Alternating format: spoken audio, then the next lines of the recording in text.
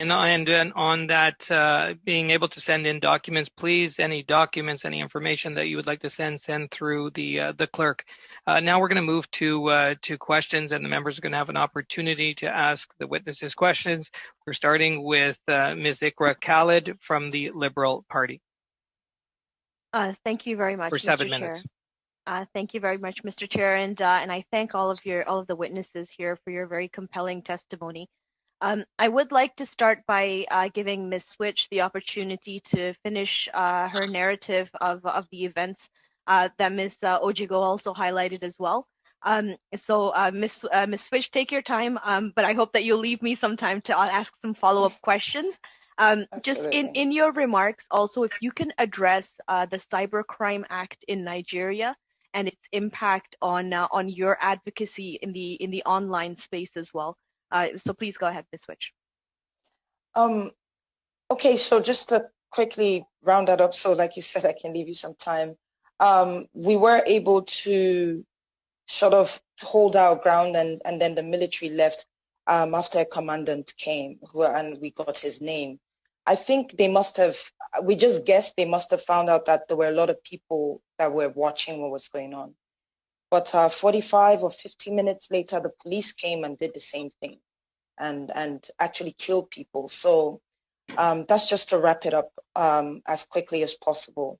With regards to cybercrime in Nigeria, I think that's if I understand your question.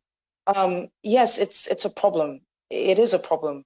And just like I said when I started speaking, that we've got something about Nigerians. We're very hardworking, and we have this survival, instinct at every level. There's this desperate need to survive, and not excusing that act because it is criminal, But all I'm saying is something led to something, and there's not enough sensitization. There's not enough education, for people to understand what they can use their skills for actually. So it's a broad scope. It's something that needs to be addressed. You've got intelligent people in Nigeria who don't use it for anything but to do criminal things online. Just to address that, yeah. Thank you. And Ms. Switch, if you can identify and highlight for us, what has your life been like since that fateful day, and how you are doing after that fact? I've been on the move because it was 2 days after my live. The first threat came in. I thought it was a joke. I sincerely thought it was a joke. I was on my way home, because I had been on the street for 2 days straight. But just as I was leaving, because some of my colleagues in the same industry as I am tried to come get me out of the hospital, I was sort of vouching for one of the boys that we took in there. He was shot in the neck by a policeman. And just as I left, I got a phone call telling me I should please leave the vicinity, that there were military men at the hospital. And I think they found that out because on my story as well, I was thanking the manager of the hospital for letting us into his hospital and for treating us for free. So I think that's how they got that information. So I had to abandon my home. I moved from people's homes, like different places. I stayed in someone's property that they hadn't lived in for a long time. And then just to get out of Nigeria, I made short videos of my trip, just getting to where I am today. And I'm still traveling. So I'm not even done with my trip. And it's like in a forest just to get out of Nigeria. I still, when I put a cotton bud in my left ear, I bleed from there. I have a picture of that as well. I've been trying to document everything. I barely sleep. It's crazy. I can imagine parents who actually can't find their kids now because they've moved bodies. So I don't know. Thank you for sharing that, Ms. Switch. I really, really hope that things improve. I'll turn to Ms. Ojigo with respect to your comments about Amnesty International and your ability to operate in Nigeria.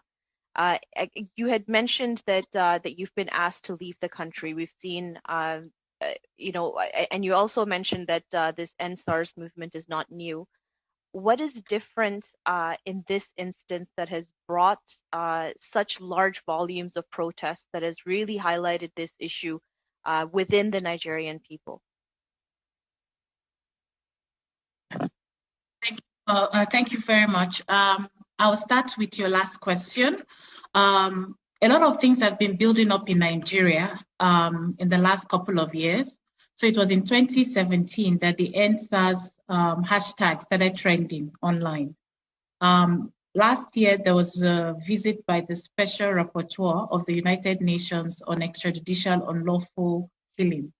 And in her preliminary observations, she noted that the lack of accountability in Nigeria for crimes committed by the state officials is actually leading to that we're actually sitting on a keg of gunpowder.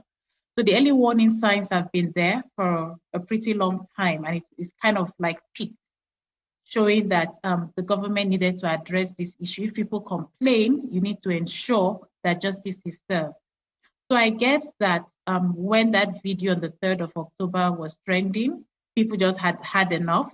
And also because that month happened to be our independence anniversary month as well. Nigeria is celebrating 60 years of independence. So for young people, it's like, what's the future going to look like? I think there was a lot of mixed feelings celebrating our independence from Britain. So all of this culminated in addition to we're experiencing one of the worst economic recession of all times in recent times. Prices of things have gone up. So people are like, we can't even walk free on our streets. So we need justice to happen. With regards to the threat to Amnesty International, it's by a group that we suspect is being sponsored by the Nigerian military. We've not been able to directly link them together, but we've been having threats. We've been having staged protests in front of Amnesty offices whenever we release reports. And we've noticed that it's always when there's been a report linked to the military, we'll just have protesters in front of our office. And we have videos to show that afterwards they go and share money and then they leave. But why this threat is particularly worrying for us is not because they've asked us to leave Nigeria. They've asked us many times to do that. But because we are coming out of a period where there's been wanton killings and destruction of property across the country. We've been campaigning against the police. Thank you. And so we feel the people that... Please subscribe to this channel. Please subscribe. Please subscribe. Subscribe. Share this video. Subscribe to this channel. Tell your friends to subscribe to this channel. Subscribe.